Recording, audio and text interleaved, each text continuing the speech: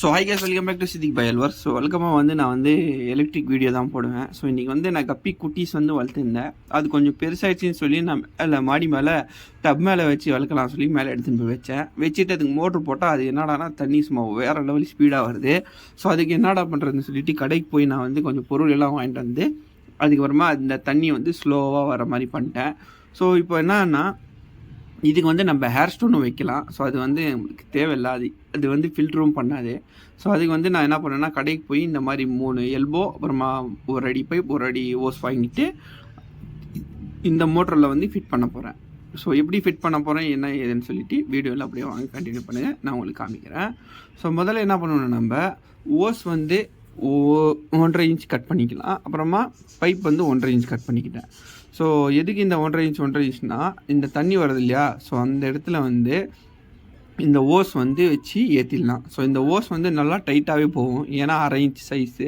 So நல்லா டைட்டாக போயிடுச்சு. அதுக்கப்புறமா என்ன பண்ணணும்னா 1/2 இன்ச் பைப் 1.5 இன்ச் பண்ணி வச்சுருக்கிறோம் இல்லையா, ஸோ அது இதுக்குள்ளே வச்சு ஏற்றிக்கலாம்.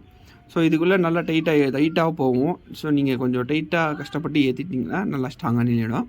இந்த மாதிரி ஏற்றிடுங்க. ஏற்றிட்டு நான் என்ன பண்ணுன்னா இதில் ஒரு எல்போவை ஃபிட் பண்ணிக்கோங்க. ஃபிட் பண்ணிவிட்டு அதுக்கப்புறமா எந்த சைடு வருதோ அந்த சைடில் திருப்பி வச்சு எல்போ. ஸோ நான் மோட்டர் எனக்கு 3 இன்ச் பைப் தேவைப்பட்டது, அதனால் நான் 3 இன்ச் வச்சுக்கிட்டேன். ஸோ நீங்கள் வீட்டில் நீங்கள் டேங்கில் விற்கிறீங்க, அப்புறமா பக்கெட்டில் வைக்குவீங்க. ஸோ நீங்கள் வீட்டில் எந்த மாதிரி வச்சுருக்கீங்களோ அதுக்கு தகுந்த மாதிரி ஹைட்டாக நீங்கள் பார்த்து அளவு வச்சு கட் பண்ணி போட்டுக்கோங்க. ஸோ அதுக்கப்புறமா திரும்ப எப்படி இருந்துச்சோ அதே மாதிரி நான் மோட்டர்லாம் ஃபிட் பண்ணிட்டேன். ஸோ ஃபிட் பண்ணிவிட்டு எல்லாம் முடிச்சுட்டேன். இப்போ கடைசியில் நம்ம ப்ளக்கு போட்டு ஸோ அதோட தண்ணியோட அவுட்புட் எப்படி வருதுன்னு சொல்லி நான் காமிக்கிறேன். ஸோ ப்ளக் எடுத்துகிட்டு போய் நான் மாட்டினேன். ஸோ மேலே கொஞ்சம் லூஸாக இருந்ததுனால நான் அதுக்கு கொஞ்சம் மேலே வச்சுட்டேன். ஸோ நல்லா டைட்டாக இருந்தது. ஸோ அதுக்கப்புறமா சுவிட்ச் போட்டோன்னா எப்படி வருது பாருங்கள், தண்ணி சும்மா சூப்பராக வருதா. ஸோ இதுக்கு முன்னாடி இந்த இதுக்கும் இப்போ இருக்கிறதுக்கும் கொஞ்சம் நல்லா டிஃப்ரெண்ட்டாக இருக்குது. அதுக்கப்புறமா இது என்னத்துக்கு நான் வச்சுருக்கிறேன்னா, இது நம்ம திருப்பி விட்டால் பபுள்ஸாக வரும் தண்ணி. அதே லாக் பண்ணி விட்டால் நார்மல் தண்ணி வர மாதிரி வரும். ஸோ நான் லைட்டாக பபுள்ஸ் வர மாதிரி வச்சு விட்டேன். ஸோ இப்போ மீன்களெல்லாம் கொஞ்சம் ஸ்ட்ரெஸ் இல்லாமல் நல்லா ஃப்ரீயாக நீந்துது.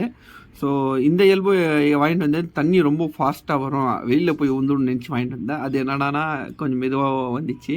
ஸோ இப்போ எனக்கு இந்த எல்போ தேவைப்படல, அதனால் நான் எடுத்து வச்சுட்டேன். இன்றைக்கி நாளைக்கு யூஸ் பண்ணுவோம். ஸோ இப்போ நம்ம பாருங்கள் குட்டீஸ்லாம் நல்லா சூப்பராக நீந்துது. ஸோ இந்த பாண்டி பின்னாடி ஒரு தலைவர் இருக்கிறாரு. இவர் தான் நம்மளோட தலைவர், ரெட் டெயில் கேட்ஃபிஷ். ஸோ இதிலே தான் இருக்குது. ஸோ இந்த வீடியோ உங்களுக்கு பிடிச்சிருந்தா லைக் ஷேர் கண்டிப்பாக பண்ணுங்கள்.